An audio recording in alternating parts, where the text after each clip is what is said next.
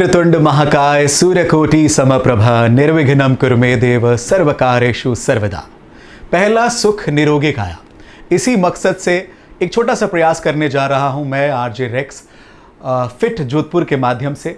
आज ये मेरा पहला एपिसोड है और आज हम बात करने वाले हैं Radiance hair and skin hospital के doctor Prashant Goyal and doctor Shalini Goyal sahiba से। सबसे पहले तो आप दोनों का बहुत बहुत शुक्रिया, हमारे पहले एपिसोड में आपका आशीर्वाद हमें मिला, उसके लिए हम आपके आभारी हैं। स्किन और हेयर प्रॉब्लम्स के बारे में आज हम बात करने वाले हैं। जितने भी हमारे व्यूवर्स हैं उन्हें हम वो विशेष जानकारियाँ जो उनके लिए ज़रूरी हैं वो हम साझा करेंगे। तो सबसे पहले डॉक्टर साहब और मैम, आप लोगों की जर्नी के बारे में जानना चाहूँगा, कैसे शुरुआत हुई? नमस्कार, thank you very much sir. मैं डॉक्टर प्रशांत गोयल। मैंने अपनी पढ़ाई मेजरली मेडिकल पढ़ाई जो है वो जोधपुर में ही करी है, MBBS MD।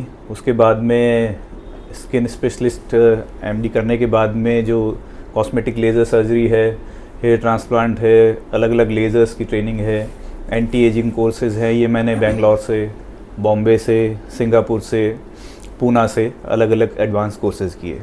हेलो एवरीवन, मैं डॉक्टर शालिनी गोयल।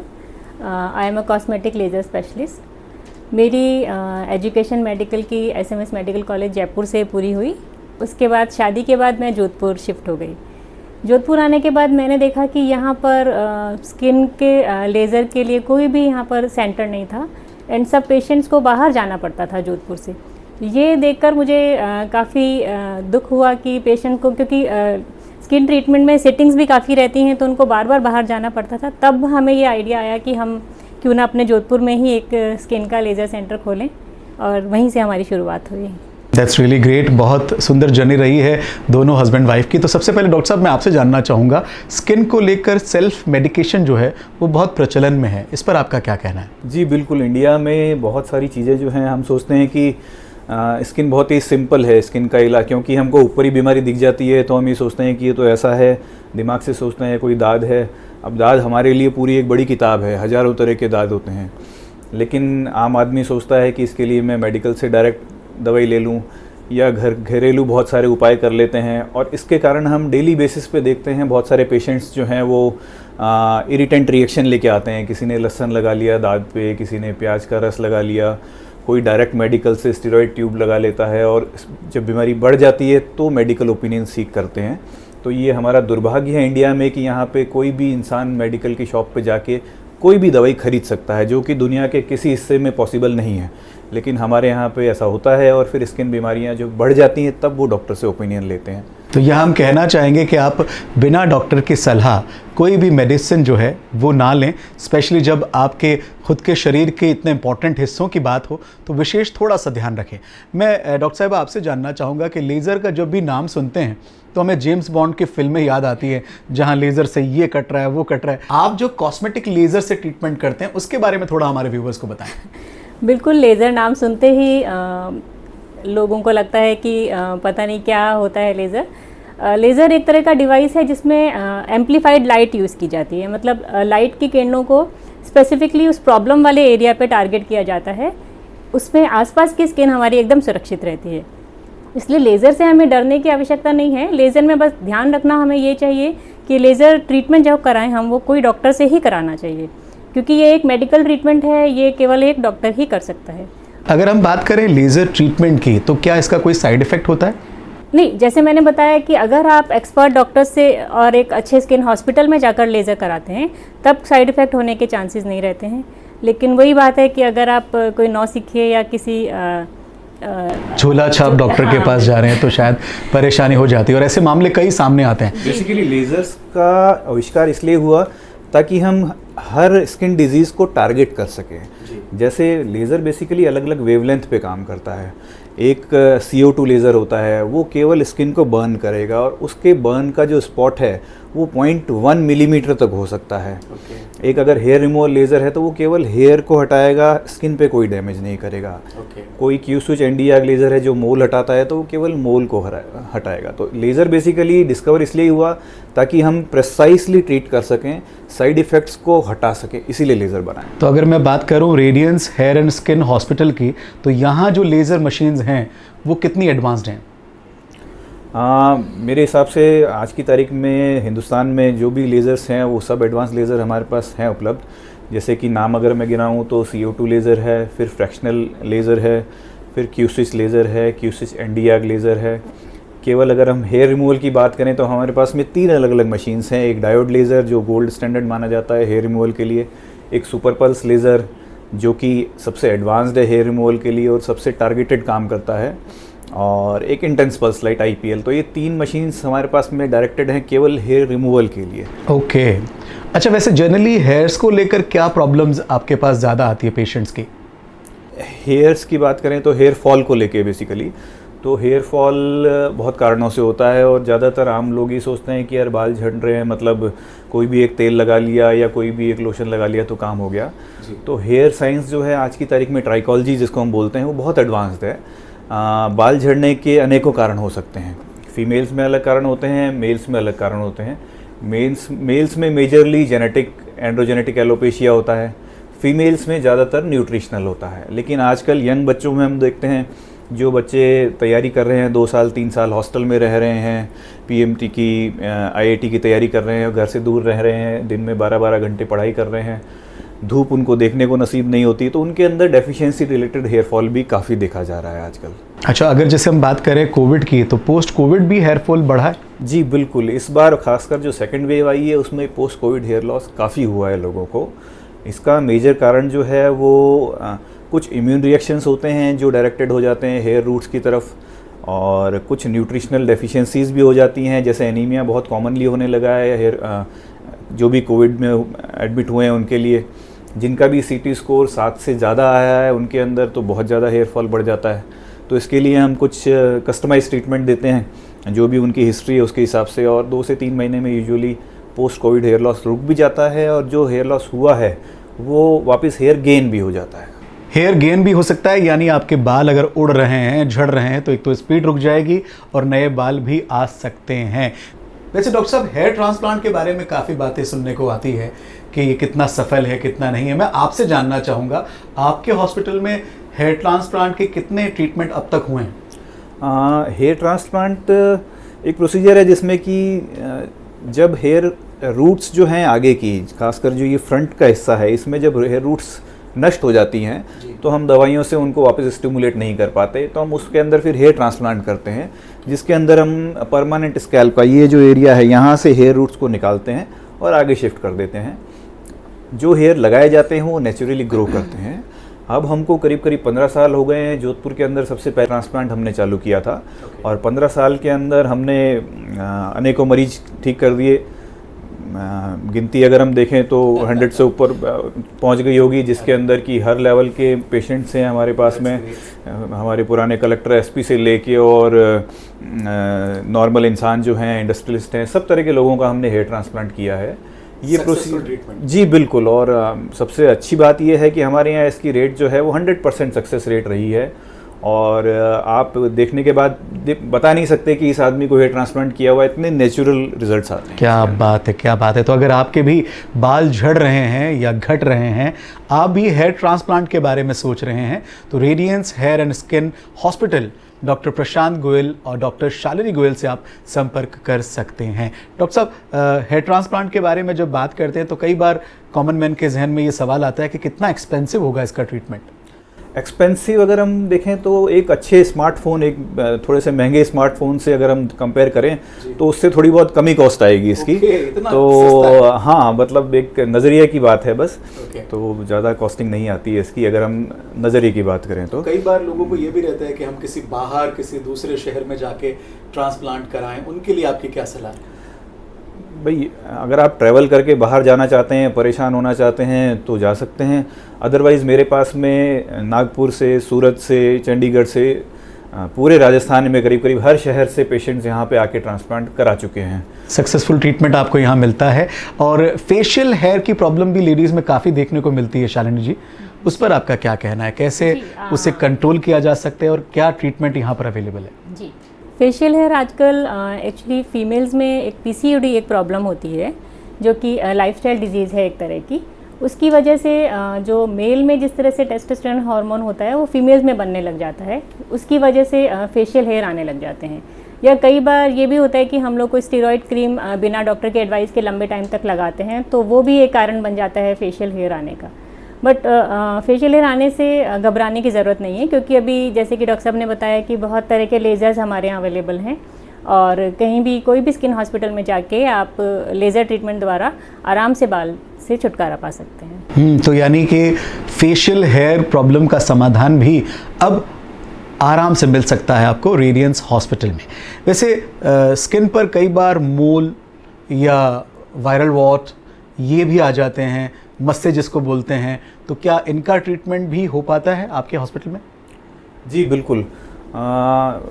हम बात करें अगर स्किन ग्रोथ की, तो ब्रॉडली वायरल वॉट होते हैं जो कि एक तरह का वायरल इन्फेक्शन होता है, और फिंगर लाइक प्रोजेक्शंस होते हैं जो फेस पे, नेक पे, बॉडी पे, हाथ पे, कहीं भी हो सकते हैं। तो इसको हम CO2 लेज़र के बर्न कर सकते हैं, बिल्कुल हटा सकते हैं, कोई निशान नहीं छूटता है, किसी तरह का पोस्ट रिकवरी में कोई दिक्कत नहीं होती है। मोल्स जो होते हैं, काले तिल जिसको हम बोलते हैं, वो फ्लैट भी हो सकते हैं, बड़े भी हो सकते हैं, तो उसको हम Q-switch ND लेज़र आती है उससे हटाते हैं। अलग अलग कलर के भी, जैसे रेड एंजियोमास होते हैं, चेरी एंजियोमास होते हैं, स्किन कलर्ड मोल होते हैं, जंक्शनल लीवस होते हैं, ये बहुत तरह की स्किन ग्रोथ होती है जो एक आम आदमी के लिए तो मस्सा ही है, मगर हम उसको आइडेंटिफाई करके उसके लिए सही लेज़र डिसाइड करके और उसको पूरी तरह से गायब कर सकते हैं विदाउट एनी स्कारिंग। और इनके लिए एक मिथ भी है कि ये वापस हो जाते हैं। वायरल वॉट्स एक ऐसी चीज़ है, क्योंकि वो वायरल इन्फेक्शन है, और अगर किसी इंसान को इन्फेक्शन हुआ है और उसने 2-4 महीने ध्यान नहीं दिया, तो उसमें वापस होने के चांस ज़्यादा रहते हैं। तो उसमें हम फिर 15 दिन से या महीने से 2 बार 4 बार सिटिंग्स करते हैं, तो धीरे धीरे वो हट जाते हैं। मोल्स भी, अगर जंक्शनल लीवस जो काला तिल जो होता है, उसकी जड़ यूजुअली काफ़ी डीप होती है, तो उसमें भी हमको महीने 5-7 सिटिंग की ज़रूरत पड़ती है। लेकिन एक बार सिटिंग्स कंप्लीट हो गई, उसके बाद वापस आने की कोई गुंजाइश नहीं रहती, परमानेंट गायब हो जाता है। यानी कि ट्रीटमेंट अगर हम पूरा लें तो इस तकलीफ से भी हम निजात पा सकते हैं। एक्ने की हम बात करें, पिंपल्स की हम बात करें, ये कई बार हमारे यूथ को थोड़ा डीमोटिवेट कर देता है अपने अपीयरेंस को लेकर। तो मैं इनके बारे में आपसे जानना चाहूँगा कि एक्ने पिंपल्स का ट्रीटमेंट संभव है, और अगर है तो कितना समय लगता है उसमें? जी बिल्कुल संभव है। एक्चुअली होता ये है कि हम जब छोटे होते हैं हमारी स्किन एकदम स्मूथ, एकदम अच्छी होती है। जैसे जैसे हम प्यूबर्टी की तरफ बढ़ते हैं तो कहीं कहीं एक्ने आना शुरू होता है, जो कि नॉर्मल है। लेकिन अगर ये एक्ने ज़्यादा हो रहे हैं तो हमें मेडिकल एडवाइस लेने की ज़रूरत रहती है। अगर हम ट्रीटमेंट एक्ने का लेते हैं तब उसके स्कार्स नहीं रहते हैं। लेकिन यूथ में होता क्या है कि एक भी पिंपल आती ही उनकी हैबिट पड़ जाती है कि अरे पिंपल दिख रहा है, और उसको वो फोड़ लेते हैं। फोड़ने का सबसे बड़ा नुकसान ये होता है कि फिर वो परमानेंट स्कार छोड़ जाता है वहाँ पर। इसीलिए मैं सबसे यही एडवाइस करना चाहूँगी कि हमें एक्ने को कभी भी फोड़ना नहीं चाहिए। उसको ट्रीटमेंट से अगर आप ठीक करेंगे तो कभी भी मार्क्स नहीं छूटेंगे। ये बहुत सही सलाह आपने दी है। कई लोगों को आदत होती है कि काश में खड़े खड़े अपना ये उनको ये लगता है कि पिंपल बुरा लग रहा है, लेकिन एक्चुअल में वो निशान ज़्यादा बुरा लगेगा। बिल्कुल सही कहा आपने। फिर भी अगर आपने निशान आ गए हैं आपके, आपने फोड़ ली हैं, तो भी ट्रीटमेंट्स अवेलेबल है हमारे यहाँ। जैसे फ्रैक्शनल लेज़र है, कुछ पीलिंग्स होती हैं, IPL ट्रीटमेंट होता है। इन सब के जरिए हम एक्ने को काफ़ी हद तक कंट्रोल भी कर लेते हैं, और स्कार्स भी काफ़ी हद तक रिमूव हो सकते हैं। यानी कि आपको भी अगर एक्ने पिंपल्स की प्रॉब्लम है तो आप एक बार यहाँ विज़िट करके डॉक्टर साहब से सलाह ले सकते हैं। टैटूज़ बनाने का काफ़ी क्रेज़ है आजकल इन दिनों, पर कई बार ऐसा भी होता है कि टैटू बनवा तो लेते हैं, फिर उनको बाद में ऐसा लगता है कि ये हमारा डिसीजन शायद अच्छा नहीं था। तो टैटू रिमूवल भी आपके यहाँ पर होता है? जी बिल्कुल, टैटू का क्रेज़ खूब हो रहा है, और टैटू हटाने का भी उतना ही बढ़ता जा रहा है। कई बार गलत टैटू बन जाता है, कई बार गलत आदमी के नाम का टैटू बन जाता है, तो आगे जाके अपनी लाइफ में बहुत चेंजेस आते रहते हैं। तो अगर मैं ये सलाह दूंगा, अगर आप टैटू बनाने की प्लानिंग कर रहे हैं तो जो ब्लैक कलर का नॉर्मल इंक होता है वो यूज़ करें, क्योंकि वो बिल्कुल साफ़ किया जा सकता है, बिल्कुल हटाया जा सकता है। महीने 5-7 सिटिंग्स लगती हैं उसकी। रेड इंक जो है वो हटाना बहुत मुश्किल होता है, और रेड इंक रिएक्शन भी ज़्यादा करती है। और लाइट ग्रीन स्किन जो है, लाइट ग्रीन कलर का जो इंक होता है वो कोई भी लेज़र से हटता नहीं है। तो अगर आप प्लानिंग कर रहे हैं तो ब्लैक इंक जो स्टैंडर्ड सबसे ज़्यादा यूज़ होती है उसको यूज़ करें, ताकि अगर आप प्लान करें आगे हटाने का या मॉडिफाई करने का तो वो कर सकते हैं। पेन कितना होता है जब इसको रिमूव करते हैं? बहुत टॉलरेबल है ये, हल्का सा, मतलब जैसे हल्का सा रबर बैंड हमारी स्किन पे लगता है वैसा लगता है, फील होता है।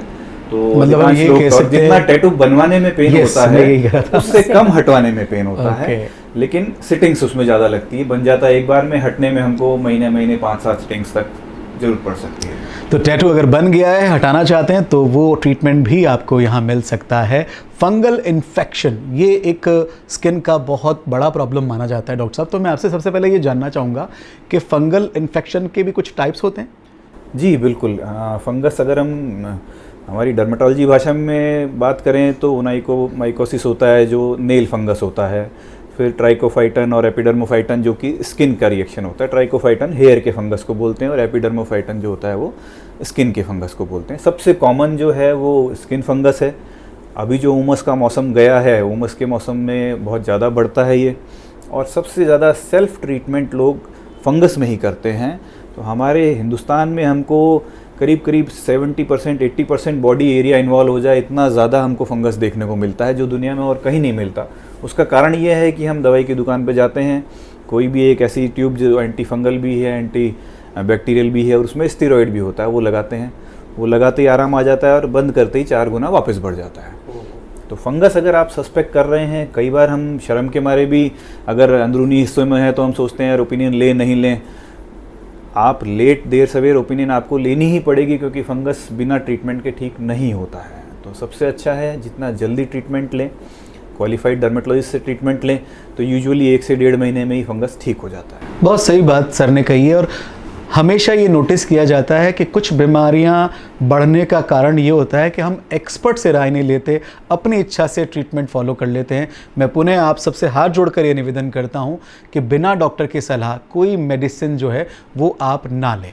शालिनी मैम, मैं आपसे जानना चाहूँगा कि मेडिफेशियल का नाम आजकल हम बहुत सुन रहे हैं, क्या है ये मेडिफेशियल और क्या ये नॉर्मल फेशियल की तरह है या कुछ अलग है?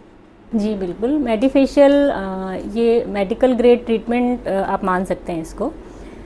इसमें हम पेशेंट की स्किन के टाइप के हिसाब से या उसके स्किन में जो प्रॉब्लम है उसके हिसाब से उसका फेशियल किया जाता है। इसमें हम कई तरह की मशीन्स यूज़ करते हैं, कई तरह के सीरम्स एंड वाइटामिन्स वो सब अप्लाई किए जाते हैं जो कि हम डीप लेयर्स तक पहुंचा सकें स्किन की। नॉर्मल फेशियल जो है वो केवल अपर लेयर्स तक ही काम करता है, लेकिन ये मेडिफेशियल के ज़रिए हम स्किन की डीप लेयर्स में जा सकते हैं, जिससे कि ये लॉन्ग लास्टिंग इफेक्ट भी देता है। और जो भी अंडरलाइंग आपके प्रॉब्लम्स हैं, एक्ने हैं या फेशियल हेयर की प्रॉब्लम है या डलनेस है, पिगमेंटेशन है, ये सब भी इसके ज़रिए कंट्रोल किया जा सकता है। मेडिफेशियल थोड़े अलग ऐसे भी हैं कि इसमें कोई भी मसाजिंग वाला पार्ट नहीं होता है।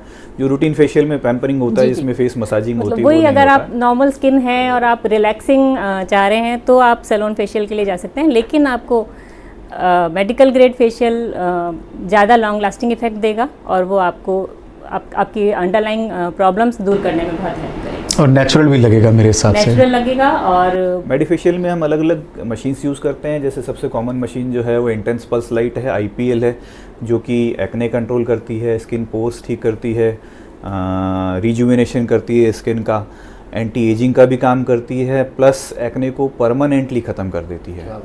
फिर एक कार्बन लेज़र फेशियल करते हैं हम, जिसके अंदर एक QC चैंडियाग मशीन यूज़ होती है। उसमें एक कार्बन लेयर पहले लगाई जाती है फेस के ऊपर, उसके बाद में लेज़र से जो है वो फेशियल किया जाता है, जिसका प्रोसीजर हम कुछ वीडियोस में भी देख सकते हैं। और ये पिगमेंटेशन के लिए काम आता है, ये एंटी एजिंग में काम आता है, पॉल्यूशन से, स्ट्रेस से जो हमारी स्किन में डैमेज हुई है वो सारा हट जाता है। तो मेडिफेशियल्स जो हैं ये बहुत 15 मिनट 20 मिनट इतने तक का ही प्रोसीजर होता है। ये फास्ट है बहुत, लेकिन फिर भी ये लॉन्ग लास्टिंग एक्शन। और इसको कितने समय तक लेना होता है? डिपेंड करता है। जैसे फोटोफेशियल जो है वो अगर हम एक्ने के लिए ले रहे हैं तो हम 5-7 सिटिंग्स करते हैं, उसमें काम हो जाता है।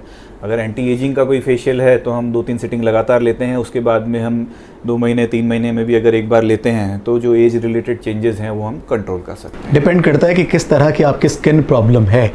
अगर आपको हेयर्स और स्किन से रिलेटेड कोई भी प्रॉब्लम हो तो मैं यही कहूँगा कि आप Radiance hair and skin Hospital ज़रूर आएँ, जो कि है Tractor Association near Pal Road. और ज़्यादा विस्तार से हमें डॉक्टर साहब बताएंगे।